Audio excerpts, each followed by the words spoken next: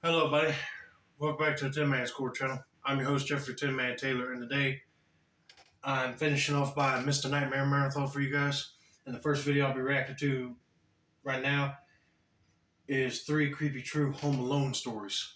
So without further ado, I'm going to turn these lights off, move the camera up here for you guys, and let's get this reaction on the road and in the bag. Okay, here we go.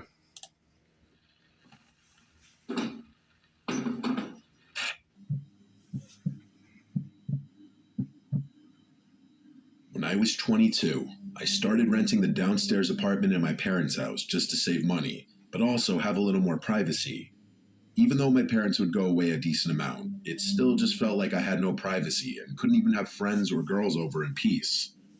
The downstairs apartment is separated by a lockable door in the stairway. It was an open layout down there, with the mini kitchen being a part of the living room area. There was then my bedroom, bathroom, and laundry room down the hall, and a side entrance through the living room. This happened on a weekend that my parents were away, so I could be as loud as I wanted. I had my friends Anthony and Jay over just to shoot the and have a couple drinks on the couch watching the hockey game. Yeah, I know you probably feel happy that you got your own space, because there ain't no way that your parents will let you have a party on the upper floor. Since my parents weren't home, we were blasting music as we chilled. I wouldn't say I got drunk, but I definitely got a buzz going by the end of the game. I would keep the door between my apartment and the upstairs unlocked when my parents were gone, since I didn't have to worry about them randomly coming down. I kept the drinks in the fridge upstairs since it was bigger and quite literally just worked better. Since my friends drove and had been drinking, both of them decided to crash at my place for the night. The couch down there was massive. It could easily sleep 3 people if they laid down the correct way. So after a pretty long night of drinking, I said goodnight and went to my room to go to sleep. I found myself waking up in my bed a few hours later. It was still the middle of the night, or early morning hours. I immediately heard what most likely woke me up. I heard footsteps from upstairs. Someone was walking around up there. It was a pretty natural assumption that it was Anthony or Jay going upstairs to check my parents' fridge for cold water or something, so I didn't let it bother me. I closed my eyes again, only to hear something else just a couple minutes later. The sound of my bedroom doorknob. Someone tried twisting it, but it was locked. I always lock my bedroom door, it's just a force of habit. I wondered why either of them were trying to come in. I'll be wondering that too. But I bet you it's not one of his friends, it's some total stranger. But I was tired and figured if I just didn't say anything and pretended to be asleep, they'd go back to sleep themselves. Maybe it sounds weird, but I just didn't have the energy to be bothered at all, and it worked. I fell asleep shortly after that. When I woke up the next morning, Anthony was already gone, but Jay was still asleep on the couch. When he heard me open the fridge door, he slowly started moving around and rubbing his eyes. I asked him if he was trying to come into my room last night, and he said no, he didn't think so, but that he didn't remember because he got pretty drunk. He and I went to a nearby deli to get some bacon, egg, and cheeses and coffee, and then we ate them in my backyard. He left not long after that, and I pretty much went about my day as usual. Hey, I wouldn't mind sitting down for a bacon, egg, and cheese biscuit myself. That's always a good go-to for breakfast. I didn't ask Anthony if he tried coming into my room because honestly I didn't care that much about it. It really wasn't a huge deal. I think I spent most of that Saturday out of the house doing stuff with other friends. I got back home pretty late at night, but not really intoxicated because that day was more of a marathon, and by then I'd sobered up. I was beat though, so I had a snack, washed up, and went straight to bed. When I say went to bed, I actually mean I crawled into bed and watched like an hour of something on TV. After I turned off the TV, right away, I heard it. Creaks and thumps from above, almost sounding like footsteps similar to the night before, directly overhead in the kitchen upstairs. I had to really focus and listen, but the sound stopped. I felt my heart start beating a bit faster. I felt a slight nervous feeling in my gut for a few minutes as I was sitting up and waiting to hear something else.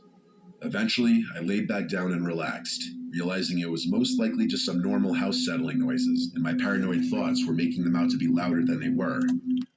Nah, I got a feeling it's not house settling noises. You got somebody in the house that don't need to be there. I couldn't have been more wrong. I should have trusted my initial feeling. When I heard the doorknob to my bedroom door move again, I sprang up so quickly that you'd think I was about to get hit by a bus. The doorknob only moved for a couple seconds like it did the night before, but tonight there was a light knock at the door, followed by the doorknob. I didn't say a word. I reached for my phone, which was on the bed, and started texting my family along with Anthony and Jay. I knew the chances of it being one of my friends were next to zero, but deep down I was hoping one of them would by some chance respond back saying, "Yes, it's me." My parents didn't answer the phone. They must have been asleep. They were not supposed to be back until Monday. There was no way I was about to say, "Who's there?" I quietly got out of my bed and hid behind the corner dresser, grabbing a blunt object in the scary chance that whoever was out there would kick the door down and rush the bed. I'm not kidding. I think 10 minutes went by and I didn't move from the spot, but there wasn't another set of knocks. I called 911 finally and whispered as quietly as I could while still being loud enough to hear. I waited on the line with the 911 operator until the police arrived. Since I didn't feel safe exiting the room, I asked the operator if she could tell the police to meet me at my bedroom window.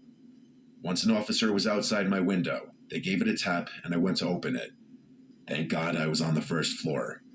I handed him the key to the side door, and moments later I heard the entrance to my apartment open. It was only then that I left my bedroom and was greeted by 2 officers. I turned on all the lights. My apartment was small with not many places to hide, so the search down there was quick. Then we went up to the main floor of the house and searched it. Nothing. And then we got upstairs. I told the officers what each room was before they'd enter. It was when they entered my parents' room that I heard a commotion about 30 seconds later. I was outside in the hallway when I heard it. I took one peek into the room and saw 2 officers yelling at someone under my parents' bed. I felt a knot in my stomach.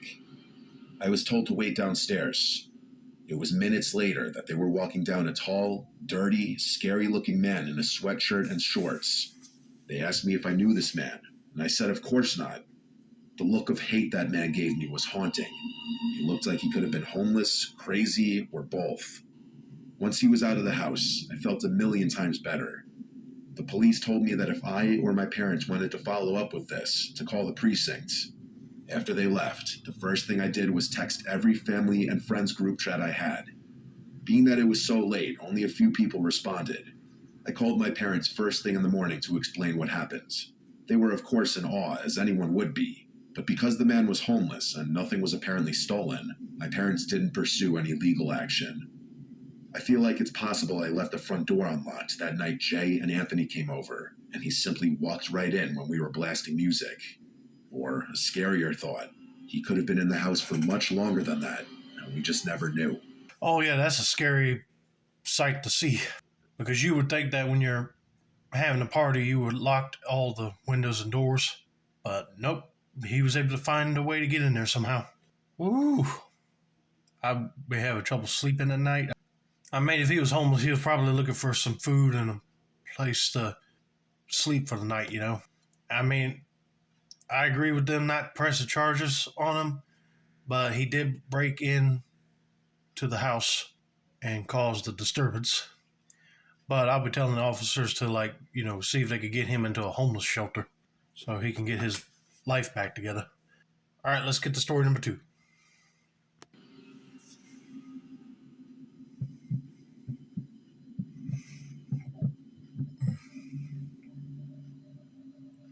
I've always loved the quiet.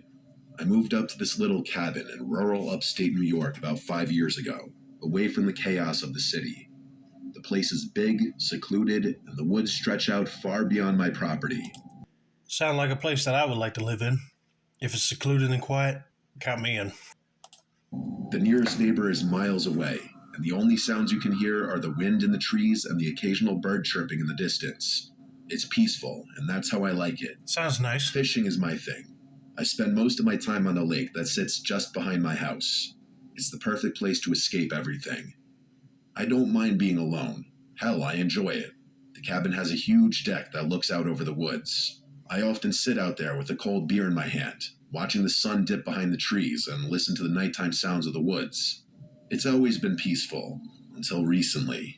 It started about 2 weeks ago. I was on the deck, like usual, just staring into the dark, when I heard something.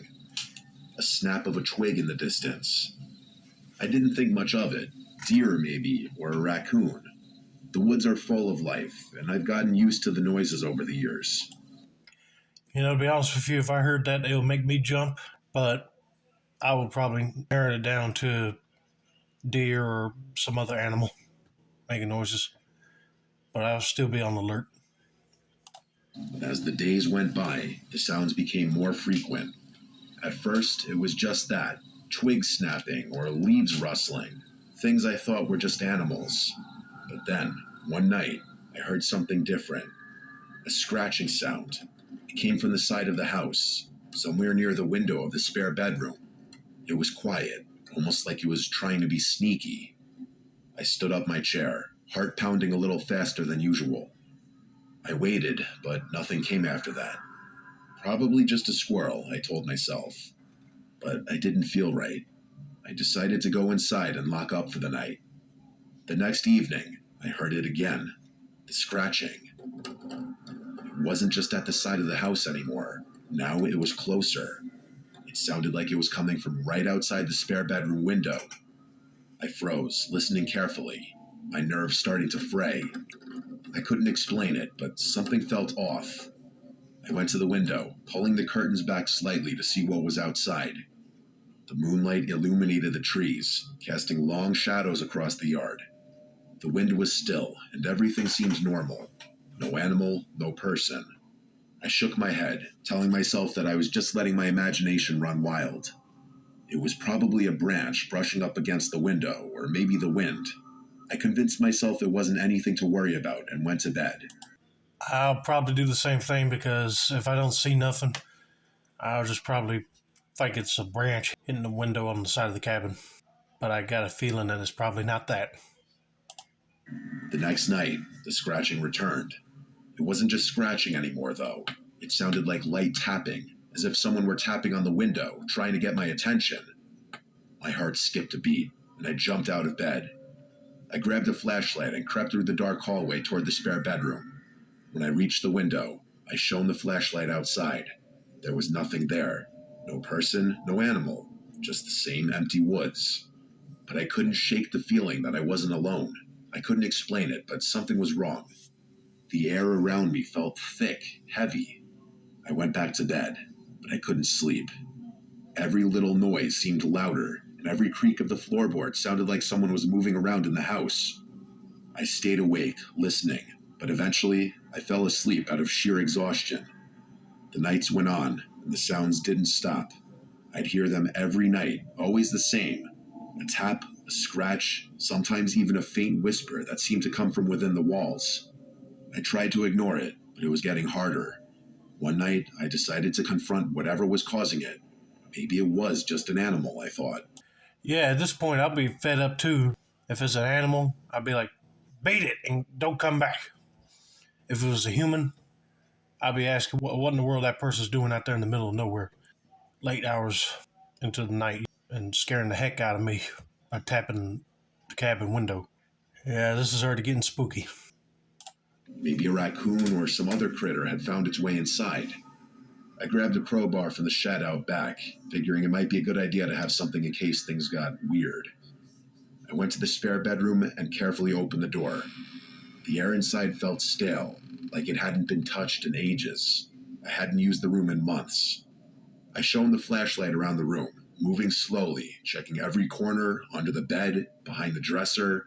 Nothing. I stood there for a minute, feeling like an idiot. There was nothing. It was just the same old room, empty. But as I turned to leave, I noticed something. The closet door was slightly ajar. I don't remember leaving it that way. My stomach dropped. I slowly walked over and pulled open the door. Nothing was inside, but as I shone the flashlight into the back corner of the closet, I saw something strange. A small piece of cloth caught on the edge of the wall. It was dark, torn, almost like a piece of clothing. My breath caught in my throat. I couldn't think straight. My mind raced. Was someone here? Had someone been inside my room? I backed out of the room, my heart thudding in my chest. I slammed the door shut and bolted it. I couldn't stay in that house another second. I went outside, hoping the fresh air would clear my mind. The darkness of the woods felt like it was closing in on me. but I tried to shake it off. Maybe it was just my nerves. Maybe the isolation was getting to me. I slept on the couch that night, a baseball bat within reach, but I didn't hear anything. No scratching, no tapping. It was quiet, almost too quiet. The next night, I decided to be brave. I was going to stay in my bed, and I wasn't going to let whatever this was drive me out of my own house. But just as I was about to drift off to sleep, I heard it again. The tap, tap, tap against the window. I jumped up, heart racing, and grabbed the flashlight. I ran to the spare bedroom, not caring how loud my footsteps were. This time, when I pulled back the curtain, I didn't just see the woods. I saw a shadow. Someone standing just outside the window, barely visible in the dim light. I froze, my blood running cold. I turned around, my mind spinning. Who was that? What were they doing here? I didn't want to believe it, but there was no denying it now. Someone had been outside my house, and they had been watching me. I ran to the phone and called 911, my hands shaking so much that I could barely dial. I was just thinking you should have done that earlier. You saw your clothes closet was open. That tells you somebody was either hiding in there or they were possibly stealing some clothes to wear. And then when you ran out of the house, they did too, because they wouldn't be in the house if they were tapping the window again. But yeah, if you saw a shadow of a person outside, yeah, I'd be freaking out. And all this time I thought it was probably like a ghost out there in them woods, but no, it's a real flesh and blood human with scary intentions. The operator answered, and I could barely speak through the panic in my voice. Someone's been outside my house, I said, and I think they're still here. I gave them my address, and they said they'd send someone out right away. I hung up and looked around the room. I needed to leave. I couldn't stay here anymore. But as I turned to grab my jacket, I heard something from the hallway, a slow creak.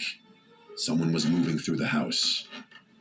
I didn't hesitate. I ran for the back door, flinging it open and tearing through the woods. I ran as fast as I could, not stopping to look back, my lungs burning with every step. By the time I made it to the edge of the property, I could see the flashing lights of the police cars in the distance. I slowed down, my body trembling, and I hid behind a tree, watching. The officers arrived at the house, guns drawn, searching the place, but I didn't stick around to find out what happened. I couldn't. I knew that whatever or whoever had been in that house, it wasn't done. I wasn't safe there anymore. I haven't gone back since. I followed up with the police to let them know I was all right, so there wouldn't be a search out for me.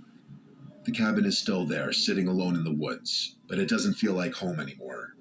Every time I close my eyes, I hear the tapping sound. I don't know who was in my house or what they wanted, but I know one thing for sure. They were waiting for me, and they're still out there. Man, I'm sorry that whoever was out there scared you off your property. But no, I've been waiting for the cops to show up and then let them know that somebody was outside your house and see if they could give you an escort back to town to a hotel. I don't know what that person was planning on doing, but it seemed like he wanted the cabin more than he did. Well, you got it, sir.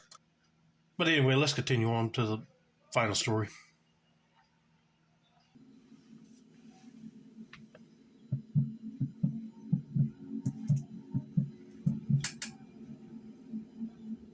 This happened when I was about 15 years old, back in 2008.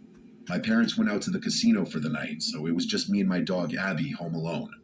It was about 11 at night, and I was up messaging some friends on Instant Messenger and watching YouTube videos. As I was typing and chatting away, I heard Abby barking at something in the living room. I figured it might be my parents getting home and just waited. After about a minute or so of more barking and no sound of the door opening, I got up and went into the living room to check it out. Abby was facing the windows that looked out onto our driveway, still barking. I couldn't really see out of the windows because the lights were off outside, and it was really dark. I peered through the window and saw only the one car in our driveway, so I knew my parents hadn't come home yet. I chalked it up to Abby possibly hearing a neighbor's car door slam shut, or a particularly loud car driving by, as we lived on a main road with lots of noise, even late at night. I would probably pass it up as that too, but a part of me would be taking it seriously because that dog probably sensed somebody probably breaking in to the house. This kid needs to be careful. I went back to messaging my friends, but over the next 5 minutes, I kept feeling like I was hearing noises around my house. Abby would stop and start barking again at different intervals. I was about to get up to calm her down when I could have sworn I heard a knock or a rustling sound at the living room door. I got up and slowly made my way back into the living room to look through the windows again. Nothing. I was starting to get a little nervous and was too scared to look into the peephole in case some crazy face was staring back at me. I double-checked to make sure the door was locked and was about to leave the room when the sound of knocking suddenly came from the side door of the house. My heart fluttered. I didn't know what to think. Like, did my parents get locked out and they were trying to get in? Was someone trying to break in? Was there more than one person? I barely had time to register those thoughts when I heard the sound of the doorknob from downstairs being shimmied with, like someone was trying to open it. Our basement was essentially under the house, with the entrance being pretty hidden. To get to that door, you had to walk around the entire house into our backyard and go under the deck. You'd either need to already know the door was there, or be really determined to find a way in. Abby was whimpering and barking louder than ever, running from room to room trying to locate the threat. It felt like the whole house was surrounded. The noises from the basement grew louder, and it almost sounded like whoever it was had managed to get it open, because suddenly, the noise stopped. My heart sank. I stopped breathing, standing frozen in the silence, just waiting for the next sound. Then, quick as a whip, Abby flew down the stairs and started growling maniacally at whatever was down there. Abby was a good-natured black lab who had never hurt a fly, but in this moment, I had never heard her sound more threatening. It felt like I was frozen in place for minutes. Oh no, she's gonna protect the home because she senses danger, and whoever was breaking into the house ain't welcome. She will go down them stairs and attack that person if she had to save you. Finally, my fight or flight instinct kicked in when I realized Abby had stopped barking and growling. I called her upstairs and locked the door inside the house that led to the basement. I grabbed the home phone because I didn't have a cell phone yet and ran with Abby into the closet in my parents' room, where one of the guns we owned was stored. I sat there, armed and ready, about to call 911, when I suddenly heard the front door open. Abby sprinted out. I yelled no after her, but then heard the sound of my parents' voices. I ran into the living room to see them petting Abby and looking at me strangely. I spent the next several minutes recounting the events of the night to my parents. My mom was horrified, and my dad spent the next hour searching every corner of the house inside and out with his gun in hand. He didn't find anything, and I didn't sleep that night. The next afternoon, there was a knock at the front door. My heart immediately skipped a beat, and I instinctively darted into another room. My dad opened the door to find my Uncle Pete standing there with an envelope in his hand. Uncle Pete was a narcissistic creep, to say the least. He always mistreated my aunts and acted very weird around the kids and cousins at family parties. Nothing illegal as far as we knew, but he just had this way about him. You knew to try to avoid him.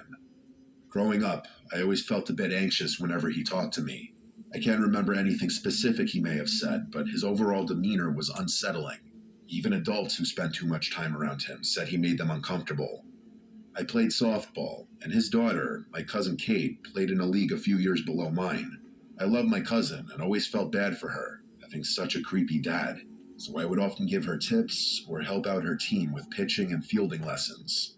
My mom and I eavesdropped from another room and overheard Uncle Pete say something like, "I tried to stop by last night to drop it off, but no one was home, I guess."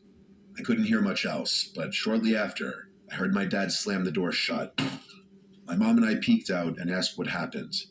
My dad, his face quivering with anger, said that apparently Uncle Pete had been the one stomping around the house last night trying to get inside. He handed me the envelope, and I opened it to find a card with a gift card inside, thanking me for helping his daughter with softball lessons. A night of panic and terror, all at the hands of my creepy uncle.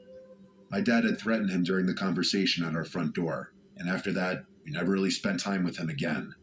When I think about this story now, I'm at least glad I found out who was behind the incident. Otherwise, I might have spent years wondering if it had been burglars, a ghost, or something else. I'm thankful Abby was there to protect me. She most certainly scared him off when he was trying to get in through the basement. But even so, I'm still left with so many questions. What the hell was he thinking? Why did he need to drop that card off so late at night? Why didn't he get the hint that we weren't home when no one answered the front door? Why wouldn't he try calling the house to see if we were home?